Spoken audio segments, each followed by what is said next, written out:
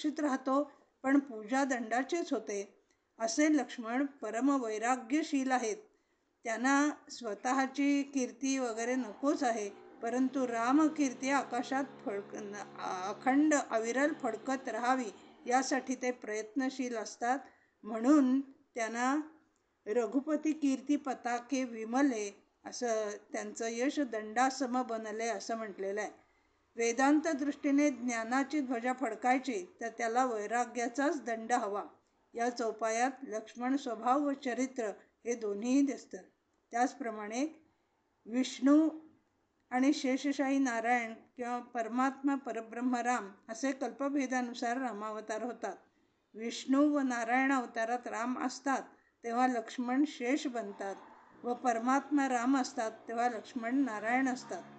लक्ष्मण म्हणजे रामाचा बहिश्चर प्राण. उपनिषदात म्हणतात द्वौ सुपर्णौ सयुजा सखायाम. आणि भूभयधारण, भूमीचे भय निवारण करण्यास अवतरलेले राम लक्ष्मण सीता आहेत. कृपा सिंधू सौमित्री गुणाकर हे कृपा तुळशीदास परंपरेत लक्ष्मणास भक्तिमार्गाचे आचार्य मानतात. म्हणून मानसात कृपा सिंधू शब्द गुरु, राम, शिव यांनाच वापरला आहे. इथे अपवादात्मक लक्ष्मणास वापरला आहे, कारण ते शीतल जे सुमित्रेच्या उपदेशानुसार अनन्य रामभक्त होण्याचा आशीर्वाद लक्ष्मणांकडूनही मिळावा हा तुळशीदासांचा हेतू आहे. रती नित्य अविरल अमलसिय रघुवीरपदी हो नवमहा असा हा रामसेवामूर्ती लक्ष्मणाचा आदर्श तुळशीदासांसह समस्त रामभक्तांनी घ्यावा. नंतर रिपुसूदन पद कमल नमामी शूर सुशील भरत अनुगामी. केवळ एका चौपाईमध्ये या शत्रुघ्नांना त्यांच्या पदकमलाला नमन केलेलं आहे. हे अत्यंत शूर आहेत, सुशील आहेत आणि भरताचे अनुगमन करणारे आहेत. भरत सेवक अशा शत्रुघ्नांच्या पदकमलांना मी वंदन करतो असं तुळशीदास म्हणतात. रिपुसूदन शत्रूंचा संहार करणारा. मनुष्याचा मुख्य शत्रू कोण तर अहंकार. आणि अहंकार हा केव्हा संपतो तर ज्या वेळेला मनुष्य अत्यंत लीन, दीन, विनम्र होतो. तेव्हा असा शूरवीर धैर्यवान असून सुद्धा जो भरताच्या मागे अनुगमन करणारा असा भरत जो रामाला सेवक समजतो, त्या सेवकाचाही हा सेवक हा अतिनम्र आहे. आणि संपूर्ण रामायणात मौन राहून सेवा कशी करावी याचा आदर्श म्हणजे शत्रुघ्न होय. म्हणून तुळशीदास म्हणतात केवळ याच्या नामस्मरणाने शत्रूचा नाश होतो असे वशिष्ठ सुद्धा म्हणाले आहेत. अशा प्रकाराने हा जीवाचा सर्वात महान शत्रू जो अहंकार, अभिमान, मान, गर्व, मद त्याचा नाश करणारा आहे. रामाच्या विष्णू अवतारामध्ये हा सुदर्शन चक्र असतो, तर वेदांतानुसार शत्रुघ्न म्हणजे मुमुक्षा, मोक्षाची इच्छा. मोक्षप्राप्तीची इच्छा होताच मनुष्य कामक्रोधादी सर्व विकार या नाशाच्या मार्गाला लागतो. आणि सर्वात महान शत्रू अहमन्यता, त्यासाठी शम, दम, तितिक्षा, श्रद्धा, उपरती, समाधान या भरताच्या शमदम साधन संपत्तीचे अनुगमन. याचा अर्थ भरताची सेवा केल्याशिवाय मोक्षमार्ग सुकर होत नाही. तसेच विवेकरूपी हनुमंताचेही सहाय्य मिळाले तर शांती सीता व ज्ञान राम हे वनवासातून परत म्हणजे देह अयोध्येत येऊन भेटतात व हृदय सिंहासनावर आरूढ होतात असा या तुळशीदासांचा भाव आहे. आणि आता यानंतर महावीर विनवू हनुमाना स्वये राम करिय यश गाना प्रणमो पवन कुमार खलवन पावक बोधघन ज्यांचे हृदयागार करती राम शर चापधर सियावर रामचंद्र की जय शरणम. हनुमान हा महावीर आहे हे सुंदरकांडात सिद्ध झालेलेच आहे. हनुमान हे त्याचे नाव इंद्राच्या वज्रप्रहारामुळे त्याला मिळालेले आहे आणि त्यामुळे त्याची हनु म्हणजे हनुवटी तयार झाली. असे हे जन्मतःच पराक्रमी असे हे बालक आहे. बालपणीच अनेक देवदेवता व ऋषीमुनींकडून अनेक वरदाने, अस्त्रशस्त्र मिळालेली आहेत. त्याचप्रमाणे सूर्यासारखा महातेजस्वी, महाप्रकाशवान अशा गुरूंचा हा शिष्य आहे. म्हणून स्वतः रामप्रभूंनी याचं यशगान केलेलं आहे. ते म्हणतात, ऐक कपे तुझ समउपकारी, नाही सुर नरमुनी कुणी तनुधारी. आणि अशा प्रकारे रामप्रभू त्याच्या ऋणात राहणं पसंत करतात. असा हा अत्यंत अग्रगण्य असा हा रामभक्त आहे की जो चिरंजीव पण आहे. खलवन पावक, दुष्टांच्या समूहांना, राक्षसांना याने मारलेले आहे. आणि म्हणून हनुमान स्पर्शाने ते सारे पवित्र झाले आहेत. अग्निम दहती पावकहा यानुसार बोधघन म्हणजे शंकरांचा अंश आणि सूर्यशिष्य असल्याने तो ज्ञान, भक्ती, वैराग्य संपन्न असा विवेकी आहे. याची जाणीव आपल्याला करवणारी अगणित उदाहरणे आपल्याला किष्किंधा आणि सुंदरकांडात मिळतात. ज्याचे हृदय आगार, ज्याच्या हृदयात ज्ञान राम, शांती किंवा ब्रह्मविद्या सीता आणि वैराग्य लक्ष्मण आहेतच. शिवाय राम लक्ष्मण धनुर्धर आहेत. अनेक रामायणात याचे उल्लेख आहेत. म्हणून तर ते रघुपती प्रिय भक्त आहेत. हनुमंताच्या स्तुती व नमनात कोठेही चरण व कमल हे शब्द नाहीत. यावरून दास मारुती हा भाव तुलसीदासांचा आहे आणि त्यांच्याच प्रमाणे आपल्यालाही अशी दास्य भक्ती मिळावी हा त्याच्यामध्ये गुप्त असा हेतू तुलसीदासांचा दिसतो. पण तसेच हे सुंदरकांडात तो वीर आणि प्रताप मारुतीही आपल्याला दिसतो. कपिपती रीस निशाचर राजा, अंगदादी सबकीश समाजा, वंदे शुभचरणी सर्वांना, प्राप्त राम ज्या अधमतनूना, रघुपती चरण उपासक नाना, खग मृग देव दनुज मनुजाना, नमितो पद सरसिज सर्वांचे, जे अकाम किंकर रामाचे. आता निष्काम वृत्तीने ज्यांनी रामसेवा केली आहे अशा सर्वांना तुलसीदास वंदन करत आहेत. मग त्यामध्ये वानरराज सुग्रीव आहे, अस्वल असणारं जंबुवान आहे, निशाचर राजा विभीषण आहे, अंगद युवराज आहे. समस्त वानर समूह यांना वंदन केलेलं आहे.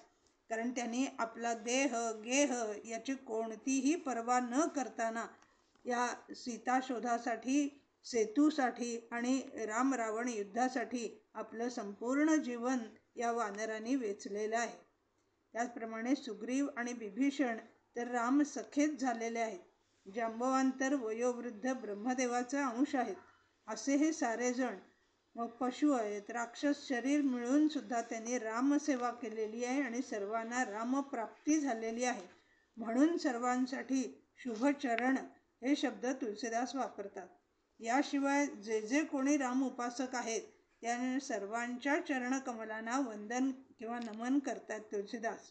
त्याच्यामध्ये खग म्हणजे जटायू, संपाती, गरुड, काकभुशुंडी, मृगामध्ये सुवर्णमुग, मारीच, सर्व देव, धनुज म्हणजे विभीषण इत्यादी, वैरभावाने लढणारे सगळे राक्षस, मनुजमध्ये केवट, शबरी, निषादराज, गुह, ऋषीमुनी सर्व, खग, मृग, मनुज, मृत्यूलोकातले, स्वर्गलोकातले, पाताळ लोकातले असे सुचवून त्रैलोक्यात जे जे सगुण भक्त झाले त्या सर्वांना हे इथं तुलसीदास वंदन करतात.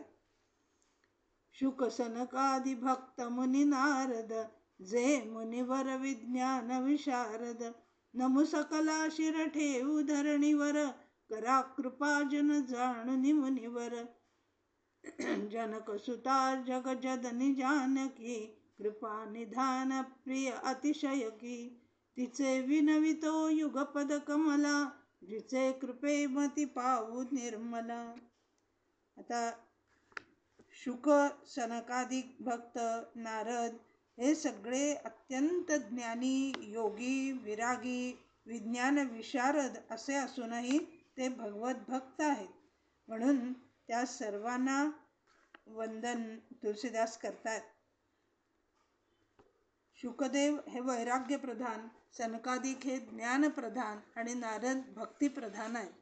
आणि आता सर्वात शेवटी सीता आणि राम यांना वंदन करतायत.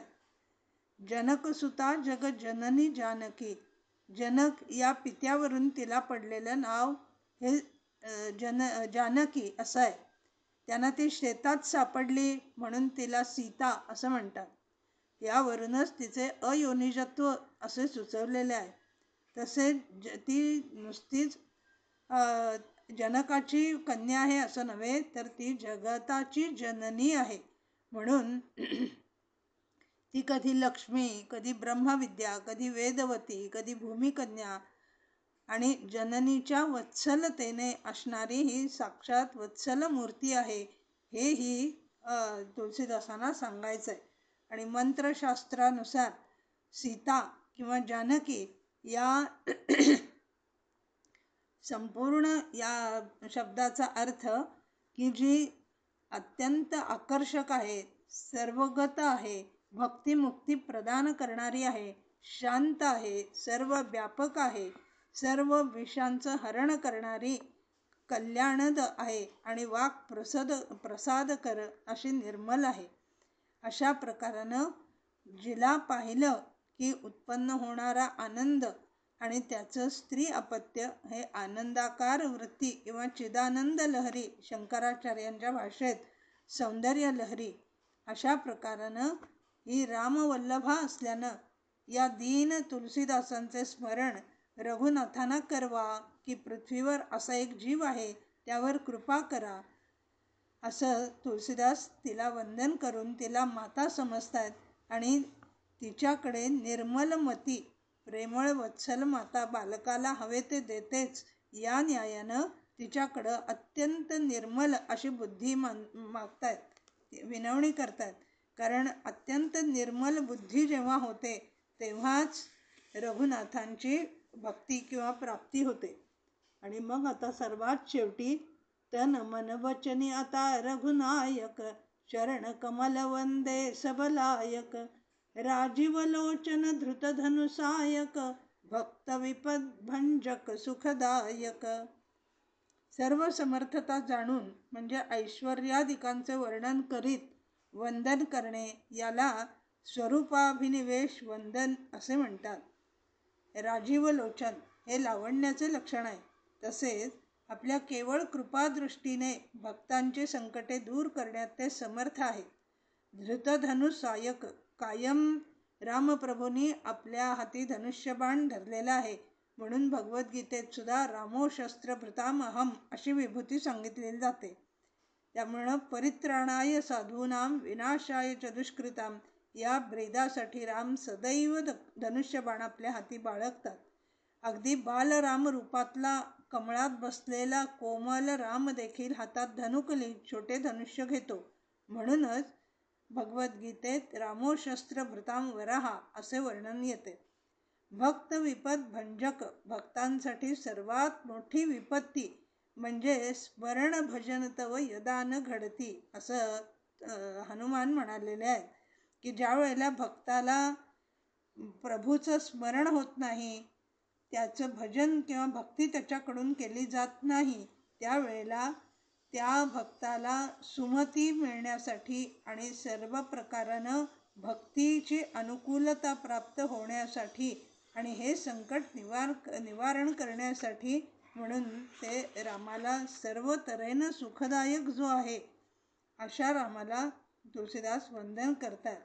राम याचा अर्थच रमयन्ते योगिनाम चित्तम, योग्यांच्या चित्तालाही रमविणारा असा नेत्र सुखद आणि त्याचे गुण लीला चरित्र हे सर्वच सुखद आहेत. वर्णन करायला, नामस्मरण करायला, वाचा सुखद व शुद्ध करणारा, सर्वेंद्रियांना सुखकारक, भक्ताला जे हवे ते सुख देणारा.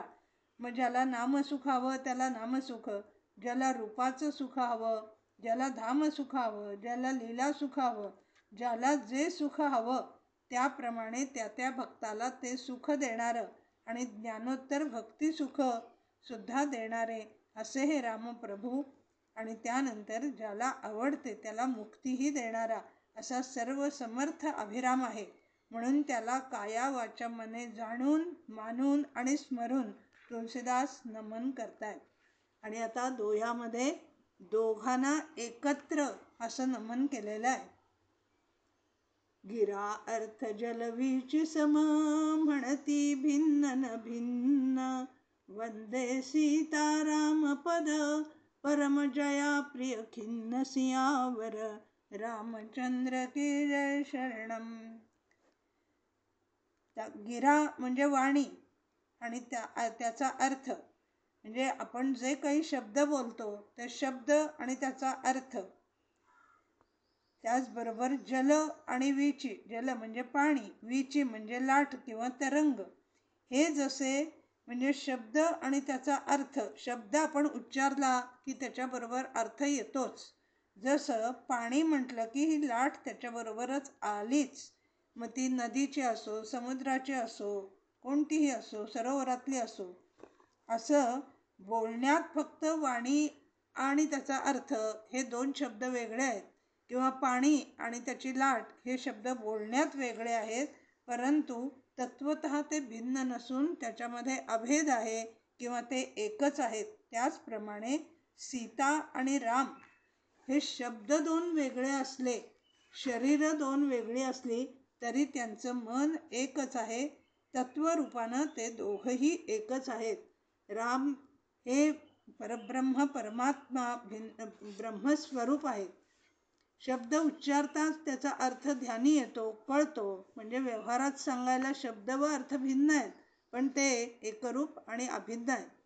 तसेच पाणी आणि त्याची लाट यांचंही स्वरूप असंच आहे. आणि अगदी याचप्रमाणे राम आणि सीता हे व्यवहारात दिसायला दोन आहेत, भिन्न आहेत, पण तत्वतः राम आणि सीता हे एकरूपच आहेत. म्हणून गिरा किंवा वाणी हा सीतेला स्त्रीलिंगी शब्द वापरलाय, आणि जल हा शब्द हिंदीत पुल्लिंगी आहे, म्हणून राम हे जल या शब्दाने राम सुचवले. राम म्हणजे सीता आणि सीता म्हणजेच राम. अशा प्रकारानं दोघांमध्ये अभिन्नत्व आहे किंवा ते एकरूपच आहेत असं. आणि या परब्रह्माच्या अधिष्ठानावरच रामाच्या अधिष्ठानावर सीता ही प्रकृती, ते आदिमाया किंवा आल्हादिनी अशी जी त्याची शक्ती आहे, विद्यामाया आहे, ती हे सगळं जग निर्माण करते आणि सगळा व्यवहार तीच करते. फक्त राम हे परब्रह्म अधिष्ठान मूळ निर्गुण निराकार असल्यामुळं ते फक्त साक्षी रूपानं असतात आणि अधिष्ठान रूपानं असतात. जसं तुमच्या आमच्या प्रत्येक जीवामध्ये हे जीव आणि शिव हे दोन आपल्या हृदयात आहेतच, की जो एक द्वौ सुपर्ण सयुजा सखायाम उपनिषदामध्ये ज्याचं वर्णन केलेलं आहे, त्याप्रमाणे आपल्या हृदयामध्ये अत्यंत सच्चिद आनंद स्वरूप असं ब्रह्मरूप असणारं हे रामप्रभू आपल्या प्रत्येकाच्या हृदयात आहेत. ते साक्षी बनून आपल्या प्रत्येक क्षणाचं, प्रत्येक कणाचं, प्रत्येक क्रियेचं, प्रत्येक शब्द वाचा प्रत्येकाचं साक्षी रूपानं निरीक्षण करत असतात. परंतु या शब्दांनी म्हणा, कोणत्याही प्रकाराने क्रिया करवणारी ही जी आहे ती सीता म्हणजे त्याची आल्हादिनी शक्ती आहे.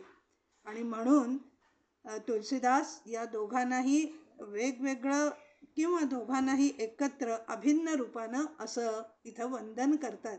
आणि म्हणून ते म्हणतात, वंदे सीतारामपद परमजया प्रिय खिन्न. यांना खिन्न म्हणजे आपण ज्या अर्थानं मराठीमध्ये खिन्न शब्द वापरतो तो अर्थ इथं नाही आहे, की जे निरभिमानी आहेत, उदासीन आहेत, निस्पृह आहेत, ज्यांना कोणतीही स्पृहा म्हणजे इच्छा नाही, जे निष्कामतेनं प्रभूची भक्ती करतात, प्रार्थना करतात, असे राम आणि सीता यांना भक्त आवडतात. आणि म्हणून या सीता आणि राम या दोघांच्याही पदकमलांना एकत्रितरित्या तुलसीदास सर्वात शेवटी या रामधाम वंदन प्रकरणात वंदन करतात. आणि म्हणून अखंडानंद जसं म्हणतात की सर्वात शेवटी आपण ज्यांना वंदन करतो त्यांच्या आपण जवळ जातो, त्यांच्या चरणाशी आपण जातो. आणि या न्यायानं राम आणि सीता यांच्या चरणाशी अत्यंत विनम्रतेनं, अत्यंत भक्तिमयतेनं आणि वैराग्यशील असे तुलसीदास या शेवटी राम आणि प्रभू म्हणजे परब्रह्म आणि जगज्जननी ब्रह्म आणि माया यांना हे वंदन करतायत. आणि इथे रामधाम वंदन हे प्रकरण समाप्त होतंय. आता पुढच्या प्रवचनामध्ये रामनामाला वंदन हे नवीन प्रकरण सुरू होईल. म्हणून आज आपण इथेच थांबू, इथेच विरमूया. नान्या स्पृहा रघुपते हृदये स्मदीये सत्यं वदामि च भवान् अखिलान्तरात्मा भक्तिं प्रयच्छ रघुपुङ्गव निर्भरां मे कामादिदोषरहितं कुरु मानसं च. जय जय रघुवीर समर्थ. जय श्री कृष्ण.